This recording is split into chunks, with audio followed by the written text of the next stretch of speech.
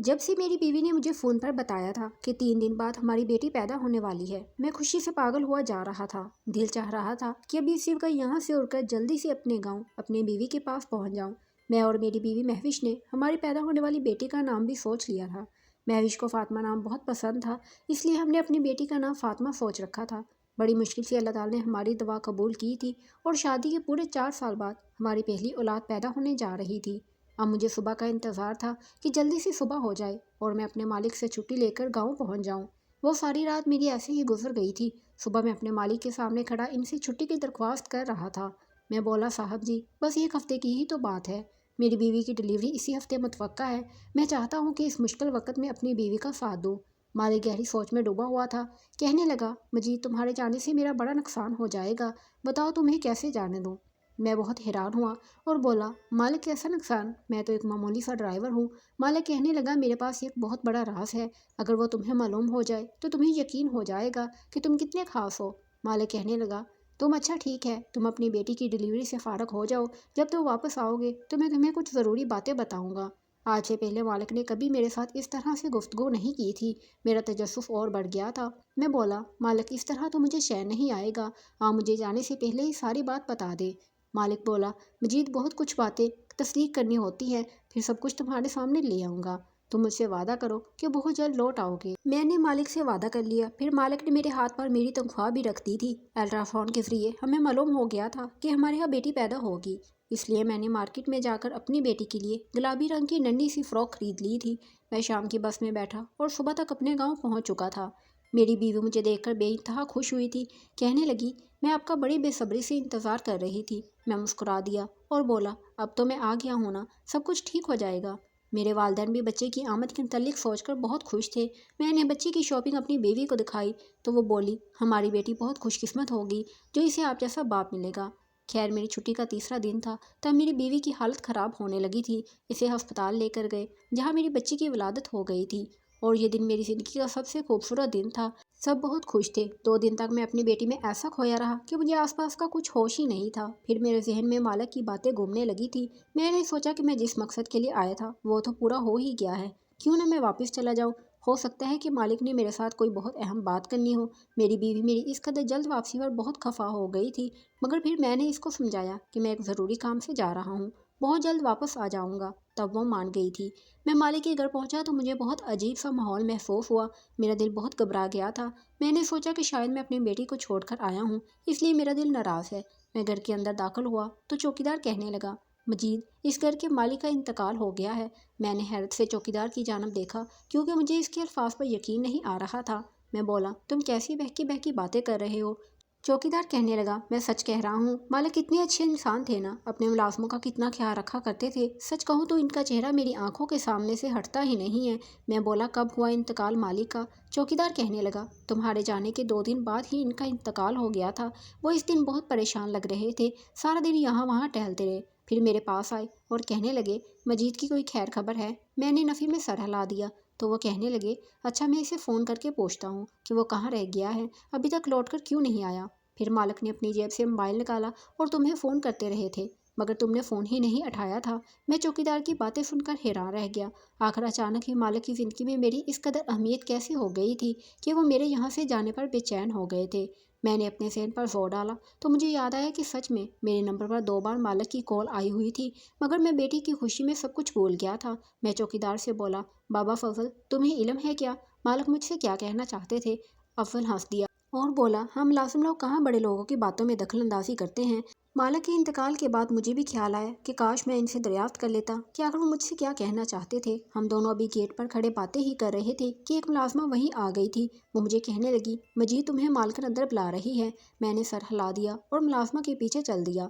مالکن نے خود کو مکمل چھپا رکھا تھا کیونکہ وہ عدت میں تھی۔ مجھے دیکھ کر کہنے لگی، مجید تم اپنے مالک کے جنازے پر بھی نہیں آئے؟ میں بولا، مالکن مجھے ان کی موت کے متعلق کسی نے بتایا ہی نہیں تھا، اب مجھے گیٹ پر چوکیدار نے بتایا ہے تو میں بہت غمزدہ ہو گیا ہوں۔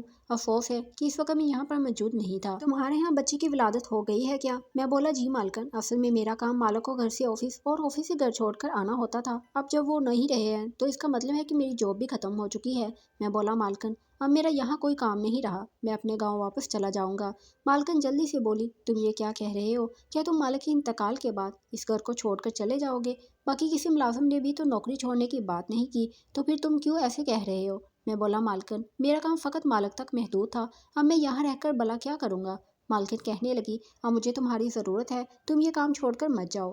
مجھے مالکن پر ترس آ گیا، اس لیے میں نے ارادہ کر لیا کہ جب تک مالکن کو میری ضرورت ہے تب تک میں یہ گھر چھوڑ کر نہیں جاؤں گا۔ میں اپنے کمرے میں آ کر بیٹھ گیا تھا۔ مجھے مالک کی موت کا بہت غم تھا، کیونکہ وہ بہت اچھے انسان تھے۔ میں ان کے ساتھ پچھلے 7 برس سے کام کر رہا تھا۔ انہوں نے کبھی تنخواہ کے معاملے میں غفلت نہیں برتی تھی، ہمیشہ ہمارا خیال رکھتا تھا۔ اب مجھے مالک کی وہ باتیں یاد آ رہی تھی جو انہوں نے اپنے انتقال سے چند دن پہلے کی تھی۔ نہ جانے وہ مجھ سے کس راز کے متعلق بات کرنا چاہ رہے تھے۔ میں ان تمام معاملات میں الجھتا ہی جا رہا تھا۔ میں اب اس متعلق کسی سے پوچھ بھی نہیں سکتا تھا۔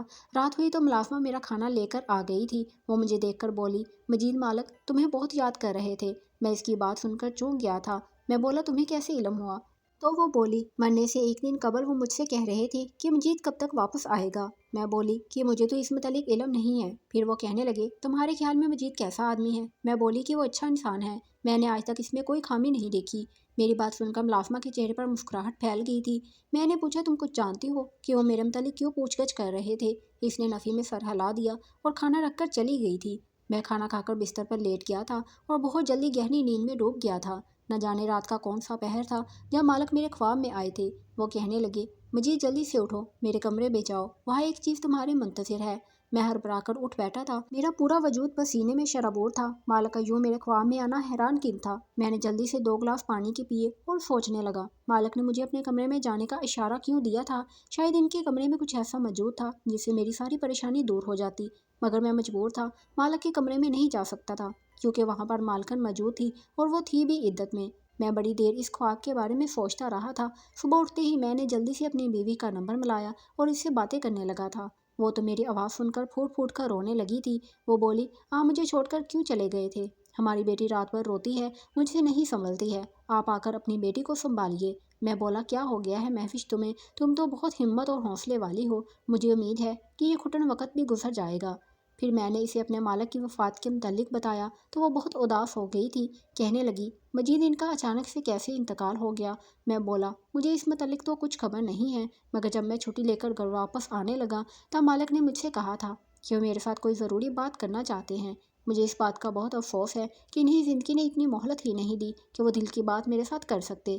پھر میں نے اسے اپنے خواب کے بارے میں بتایا تو وہ چونک گئی تھی۔ کہنے لگی، مجید مردے یوں ہی کسی کے خواب میں نہیں آ جایا کرتے، یقیناً وہ آپ سے کچھ کہنا چاہتے ہوں گے۔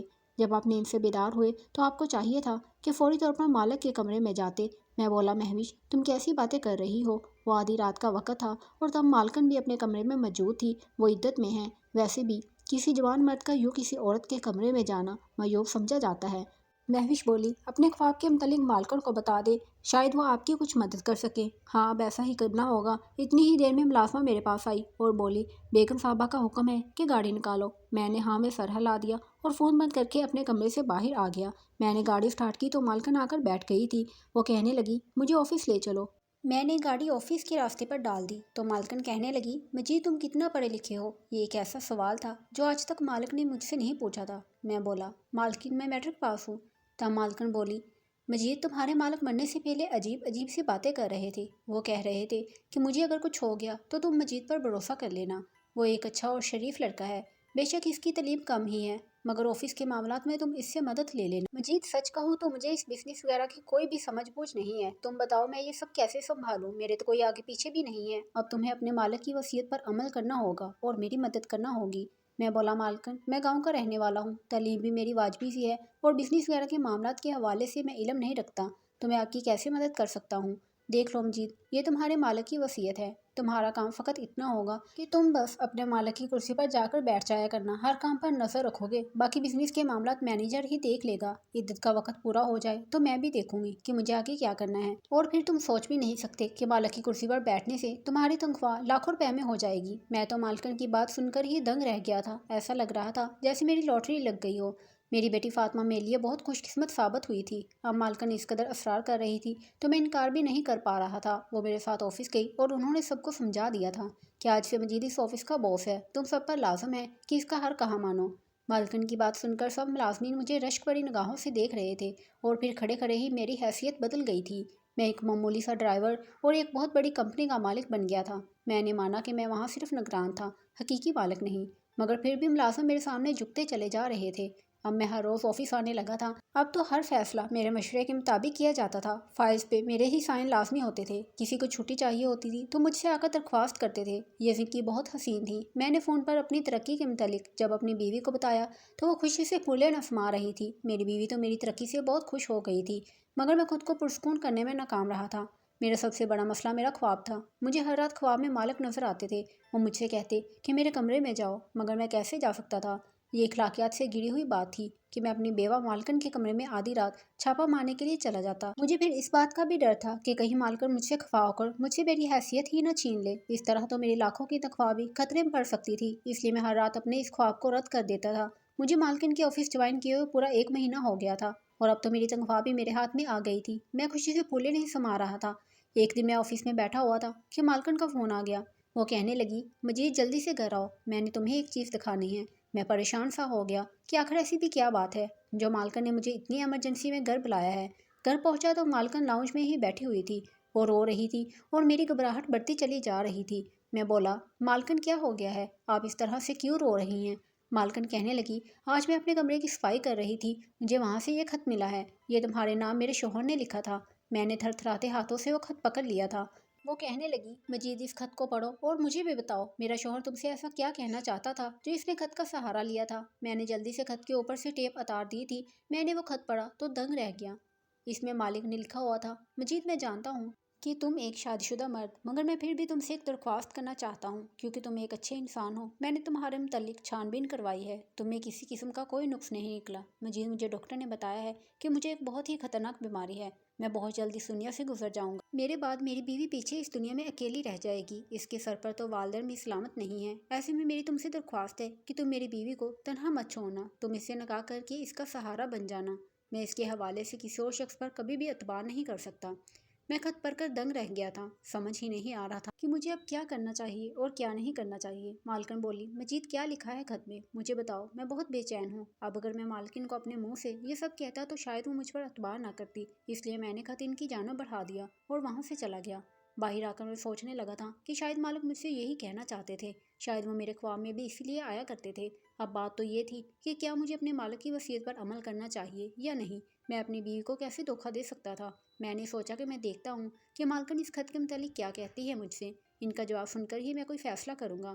رات ہوئی تو ملازمہ میرے پاس آئی اور بولی، مالکن نے بلایا ہے۔ میں لاؤنج میں آیا تو مالکن وہیں پر بیٹھی ہوئی تھی۔ وہ کہنے لگی، مجید تم نے اپنے مالک کی وصیت کے متعلق کیا سوچا ہے؟ میں نظریں جھکا کر کھڑا تھا۔ میں بولا، میں آپ کے متعلق ایسا کچھ بھی نہیں سوچ سکتا مجید، میں ابھی اپنی زندگی میں کسی دوسرے شخص کو شامل کرنے کا تصور بھی نہیں کر سکتی، مگر اب میں بہت مجبور ہو چکی ہوں۔ میں مر جاؤں گی مگر اپنے شوہر کی وصیت پر ہر حال میں عمل کروں گی۔ میں اس رشتے پر رضامند ہوں، تم مجھے بتاؤ تم راضی ہو یا نہیں؟ میں مالکن کی طرف دیکھنے لگا تھا۔ آج انہوں نے اپنا چہرہ مجھ سے نہیں چھپایا ہوا تھا۔ وہ بہت ہی حسین عورت تھی۔ میں بولا، مالکن سوچ کر بتاؤں گا۔ میں اتنا کہہ کر اپنے کمرے میں واپس آ گیا تھا۔ مالک کا خط مجھے مل چکا تھا۔ آج صوفی سے یقین تھا کہ وہ میرے خواب میں نہیں آئیں گے، مگر یہ میری ہی خام خیالی تھی۔ رات کے پچھلے پہر پھر سے مالک میرے خواب میں آئے اور کہنے لگے، جلدی سے میرے کمرے میں جاؤ۔ میں بیدار ہوا تو سوچا کہ اب تو مجھے خط بھی مل گیا ہے، اب کمرے میں جانے کی بھلا کیا ضرورت بنتی ہے۔ میں اچانک اٹھا اور مالکن کے کمرے میں بنا دستک دیے ہی داخل ہو گیا تھا۔ سامنے کا منظر دیکھ کر تو قدموں تلے سے زمین ہی نکل گئی تھی، کیونکہ وہاں تو مالکن کی نظر مجھ پر پڑی تو وہ تھر تھر کانپنے لگی تھی۔ وہ جلدی سے اٹھ کر کھڑی ہو گئی اور بھاگتی ہوئی میرے پاس آئی اور میرا ہاتھ تھام کر بولی، مجید میں تم سے بہت محبت کرتی ہوں، تم اس راز کو راز ہی رہنے دو۔ ہم دونوں شادی کر لیں گے، میں ساری جائیداد تمہارے نام کر دوں گی، ہم عیش بڑی زندگی گزاریں گے۔ بس تم نے آج یہاں جو دیکھا ہے یہ کسی کو بھی مت بتانا، اپنی آنکھیں بند کر لو۔ میں بولا، مالکن یہ سب کیا ہے؟ میں بولا، مجھے سب کچھ سچ سچ جاننا ہے۔ مالکن بہت ڈری ہوئی تھی۔ وہ بولی، مجید میں کروڑ پتی باپ کی اکلوتی اولاد تھی، انہوں نے میری شادی اپنے آفس کے ایک ملازم سے کر دی تھی۔ یہ سارا بزنس تمہارے مالک کا نہیں بلکہ میرا تھا۔ میں اور یاسر ایک دوسرے سے بہت خوش تھے۔ یاسر ہر لحاظ سے ایک اچھا شوہر ثابت ہوا تھا، مگر پھر یاسر نے تمہیں ملازمت پر رکھ لیا۔ میں نے تمہیں دیکھا تو تمہیں پسند کرنے لگی تھی۔ میں نے بہت سال خود پر جبر کیا، مگر اب میں مزید تم سے دور نہیں رہ سکتی تھی، اسی لیے میں نے یاسر کو راستے سے ہٹانے کا فیصلہ کیا تھا، مگر اسے نہ جانے سب کے متعلق کیسے علم ہو گیا، وہ تم سے بات کرنا چاہتا تھا اور تمہیں ملازمت سے نکال دینا چاہتا تھا، میں تمہیں خود سے دور نہیں کر سکتی تھی۔ اس لیے میں نے تمہارے جانے کے بعد یاسر کے کھانے میں ایسی دوا شامل کرنا شروع کر دی جس سے اس کا جسم مفلوج ہو کر رہ گیا تھا۔ تم جانتے ہو پیسے سے دنیا میں سب کچھ ہو سکتا ہے۔ میں نے چند لوگوں کو بہت زیادہ پیسے دے کر اپنے ساتھ ملا لیا تھا اور یاسر کی موت کا ڈھونگ رچایا تھا۔ اس وقت میں نے یاسر کو دوائیوں کے زیر اثر بے ہوش رکھا ہوا تھا۔ سب نے اس کی میت دیکھی تھی، مگر میں نے یاسر کو دفن نہیں کیا تھا کیونکہ عین موقع پر مجھے علم ہو گیا تھا کہ میری ساری جائیداد یاسر کے نام پر ہے۔ اس نے اپنی وصیت میں لکھا ہے کہ اس کے انتقال کی صورت میں یہ ساری جائیداد یتیم خانوں میں تقسیم کر دی جائے۔ اب میں نے یاسر کو دوائیوں کے زیر اثر اپنے ہی کمرے میں رکھا ہوا ہے۔ اس کو کہتی ہوں کہ تم طلاق کے کاغذات پر دستخط کر دو اور جائیداد واپس میرے نام منتقل کر دو، مگر یہ مانتے ہی نہیں ہیں۔ تم بتاؤ رات کے اس پہر میرے کمرے میں کیا لینے آئے تھے؟ میں بولا مالکن، میں جب سے یہاں واپس آیا ہوں ہر رات مالک کو خواب میں دیکھتا ہوں۔ وہ مجھ سے کہتے تھے کہ میرے کمرے میں جاؤ، آج اسی لیے یہاں آ گیا ہوں۔ مالکن بولی، تمہارا کیا فیصلہ ہے؟ میں بولا، مالک کو آپ مجھے سونپ دے، پھر میں آپ سے شادی کر لوں گا۔ میں نے سوچا تھا کہ ایک ایسا مرد جس کی مدد خود خدا کرنا چاہتا ہو، جس کے متعلق ہر رات مجھے خواب میں اشارہ دیا جاتا ہے، میں اس کو یوں ہی بے یار و مددگار نہیں چھوڑ سکتا تھا۔ مالکن نے مالک کو میرے حوالے کر دیا تھا۔ میں نے مالک کو اپنے پاس رکھا اور مالکن والی بذر صحت ادویات دینا چھوڑ دی تھی۔ وہ چند ہی دنوں میں اچھے بھلے ہو گئے تھے۔ سارے کارروائی سے وہ پہلے ہی واقف تھے۔ مالک نے میرا شکریہ ادا کیا تھا کہ میں نے ان کی جان بچا لی تھی۔ وہ میرے بہت زیادہ شکر گزار تھے۔ میں واپس اپنے گاؤں جانے لگا تو مالک نے مجھے انعام کے طور پر 10 لاکھ روپے دے دیے تھے، جو میں نے لینے سے صاف صاف انکار کر دیا تھا، مگر انہوں نے جب زبردستی کی تو مجھے لینا ہی پڑے تھے۔ مالک نے اپنی ساری جائیداد واپس مالکن کے نام کر دی تھی اور اسے طلاق دے کر بیرون ملک چلے گئے ہیں۔ اب مالکن اکیلی رہتی ہیں۔ ایسی عورت جو غیر مرد کی خاطر اپنے شوہر کے ساتھ یہ سب کچھ کر سکتی ہے، اس کے ساتھ ایسا ہی سلوک کرنا چاہیے تھا۔ میں آج بھی حیران ہوں کہ نہ جانے مالک کی ایسی کون سی نیکی اس کے کام آئی تھی جو اللہ تبارک تعالیٰ نے اس کی مدد کی تھی۔ پھر میں سوچتا ہوں کہ بے شک مارنے والے سے بچانے والے کی ذات بہت بڑی ہے۔ اللہ تعالیٰ یوں ہی لوگوں کو اپنی ذات کے کرشمے دکھاتا ہے تاکہ انسان سمجھ لے کہ اللہ تعالیٰ ہے اور وہ ہمارے بہت ہی زیادہ قریب ہے۔